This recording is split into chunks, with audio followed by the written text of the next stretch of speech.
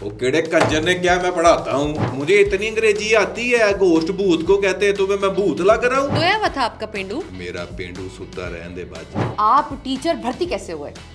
ऐसे मैं जिस इलाके से हूँ ना, वहाँ औरतें इतनी ऊंची बात नहीं करती। बाहर जाने चक्कर च तो अंदर भी जा सकता तो कुत्ते भी।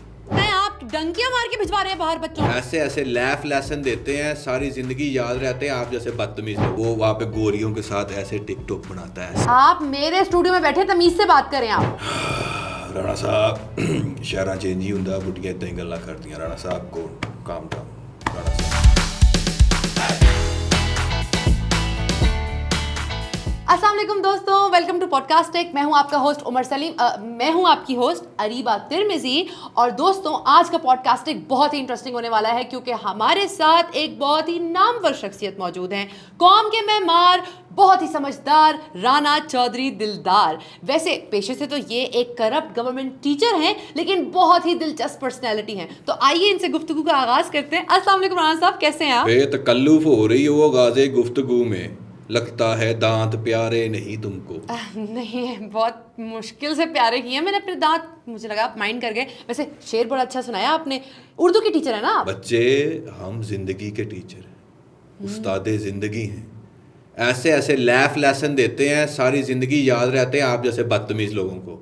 सर, आप तो माइंड ही कर गए। मैं तो बल्कि अपने शो में इसलिए बुलाती हूँ आप जैसी शख्सियात को कि बच्चे देखें, उनको अवेयरनेस आए, वो आप जैसी शख्सियात से इंस्पायर होकर आपकी जिंदगी के बारे में जाने। यार ये कौन सा तरीका है इंस्पायर होने का?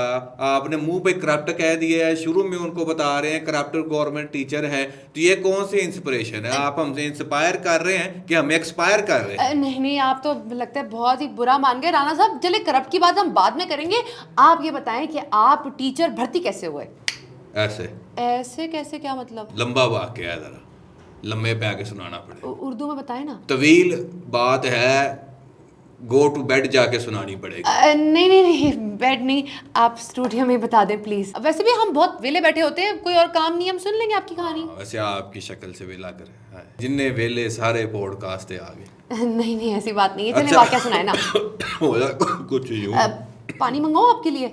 I don't drink water, I only drink. हुआ कुछ यूं, मैं अपने वेड़े च वेला लम्बे पिया मंजे दे उत्ते। उर्दू। मैं मंजे पे लम्मा पिया हुआ था अपने घर। चाचा जी कॉल आई मैनू। चाचा जी कहते हैं, पुत सीटें आई हैं बस की। और मेरा चाचा पार्लियामेंट में मिनिस्टर लगा हुआ है, बस में कंडक्टर नहीं लगा हुआ। ओ अच्छा। तो ये बताएं कि पार्लियामेंट की सीटें आई? यार ए होस्ट तुसी बिठाया वा कि ਇਹਨੂੰ ਚੰਗਾ ਤੇ ਉਹ ਹੋਸਟ ਵਾਲੀ ਗੋਲੀ ਹੈ, ਕੋਈ ਮਜ਼ਾ ਤੇ ਦਿੰਦੀ ਹੈ ਨਾ, ਕੋਈ ਠੰਡੀ ਹਵਾ ਤੇ ਆਉਂਦੀ ਹੈ, ਕੋਈ ਤੱਤੀ ਹਵਾ ਵਈਆਂ। ਪਾਰਲੀਮੈਂਟ ਦੀ ਸੀਟਾਂ ਆ ਗਈਆਂ ਤੇ ਉੱਥੇ ਲੋਕੀ ਦਰਿਆ ਤੇ ਬਹਿਣਗੇ। तो फिर कहाँ की सीटें आई? गवर्नमेंट स्कूल टीचर की कहते जी सीटें आई। मैं क्या, चाचा जी अल्लाह तुहानू जिंदगी देवे, मैं तो मैट्रिक फेल हूँ, ठीक है, मैं कैसे बच्चों को पढ़ाऊंगा?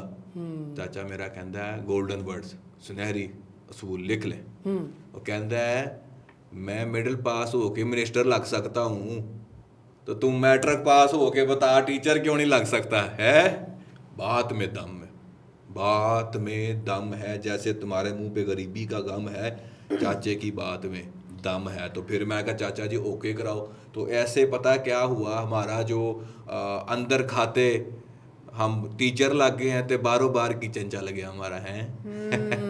आई सी।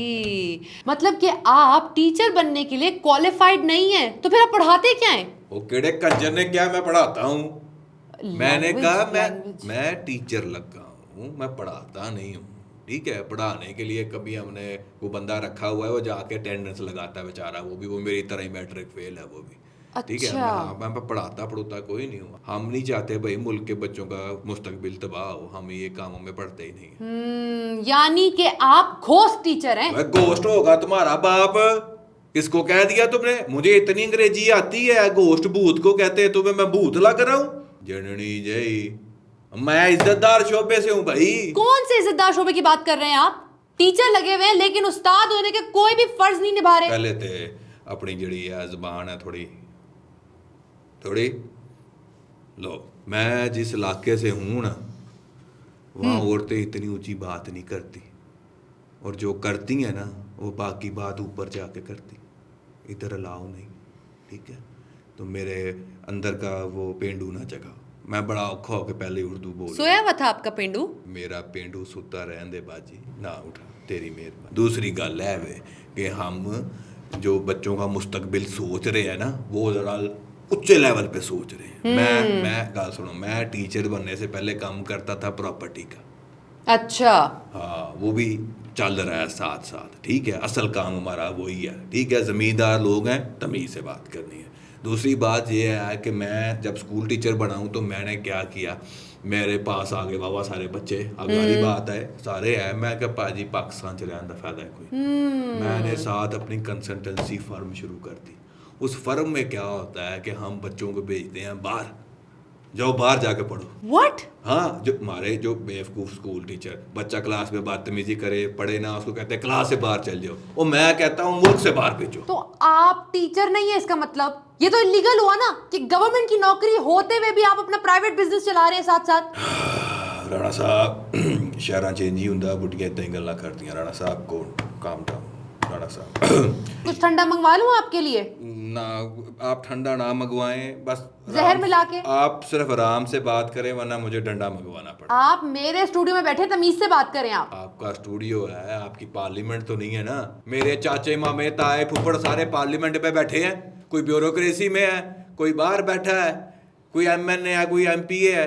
تمیز سے تو آپ کو بات کرنی چاہیے. سارے جاہل آپ نے اپنے خاندان کے ڈفرنٹ شعبوں میں بٹھا دیے ہیں, خود آپ انلیگل کام کر رہے ہیں. یہ بتائیں آپ ڈنکیاں مار کے بھجوا رہے ہیں باہر بچوں کو. بیٹا ایک بات بتاؤ, تمہیں کینسر تو نہیں ہے؟ آپ کی باتیں سننے کے بعد کان میں ہو جائے گا مجھے کینسر. میری بات سنو, کیونکہ اس طرح وہی بات کرتا ہے مجھ سے جس کو پتا ہے کہ ڈاکٹر نے مہینہ کا دیا جینے کے لیے, تو اپنی خواہش پوری کر لوں. ہے پیچھے مہینہ رہ گیا, مہینے پہلے بھی مر گئی تھی, کیا ہو گیا؟ میں آپ کو عزت دے رہی ہوں لیکن آپ اپنے آپ کو سنیں.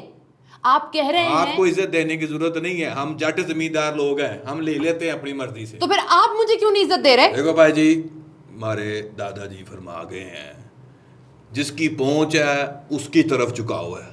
میرے دیش میں سب کچھ الاؤ ہے. بالکل بالکل. تو آپ اسی وجہ سے یہ 2 انلیگل بزنسز رن کر رہے ہیں. راست آرام سے بات کریں, میں آرام سے جواب دوں, ٹھیک ہے. میرا ستا پینڈو نہ جگہ. ٹھنڈا منگوا دوں آپ کے لیے؟ میٹھا منگوا دے. ٹھیک ہے. حذیفہ, رانا صاحب بلا رہے ہیں تمہیں, ابھی آتے ہیں. چلیں خیر, لیٹس موو آن.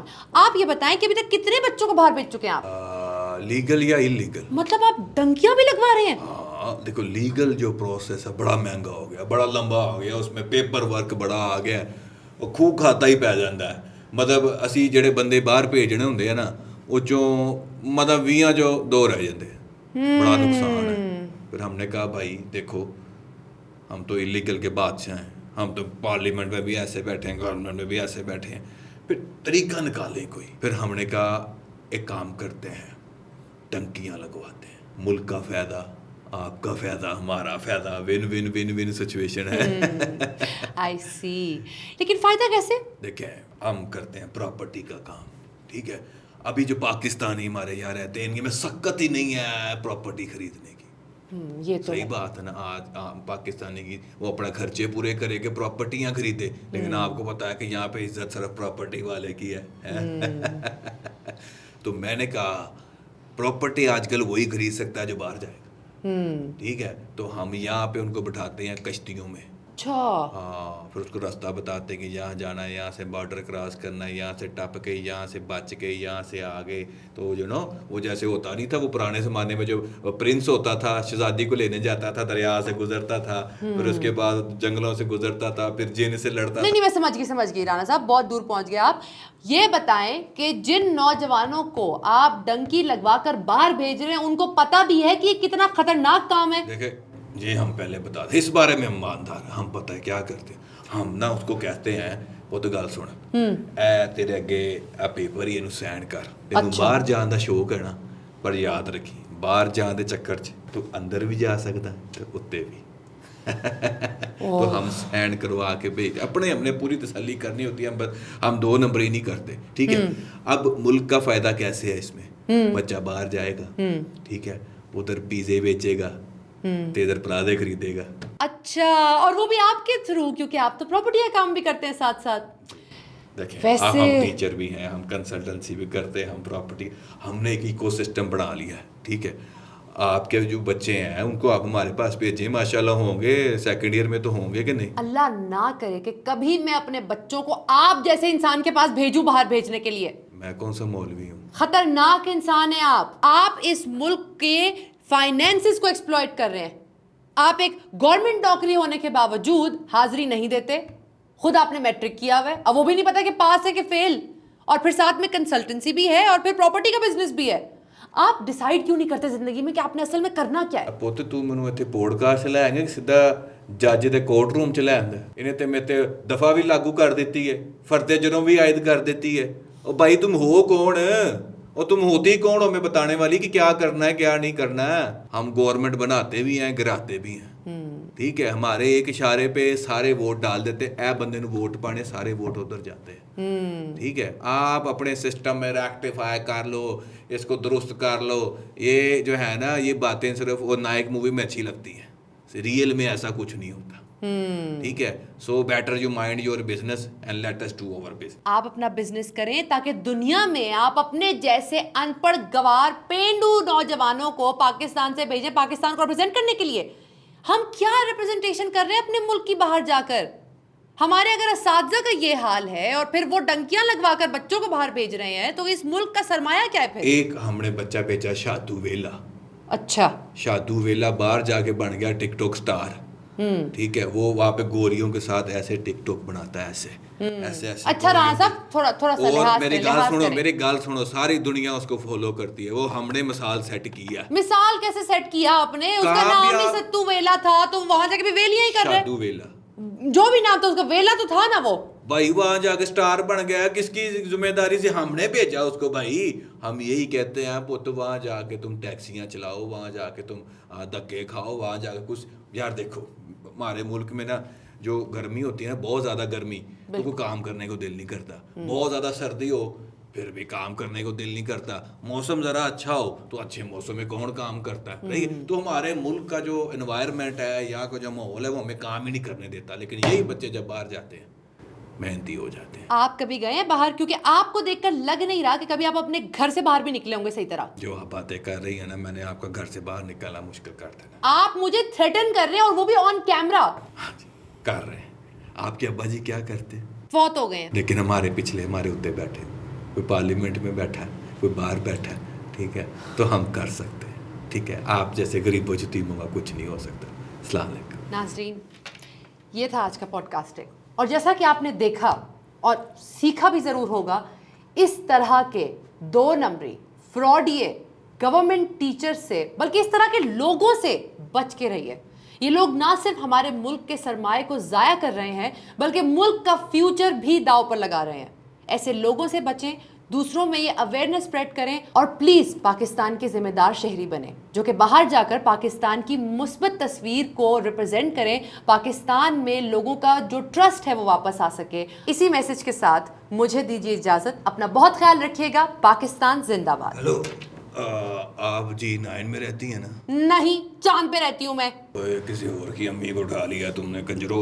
یہ تو ہنڈے بھی ہیں. کون لے کر آئے تھے اس آدمی کو ادھر؟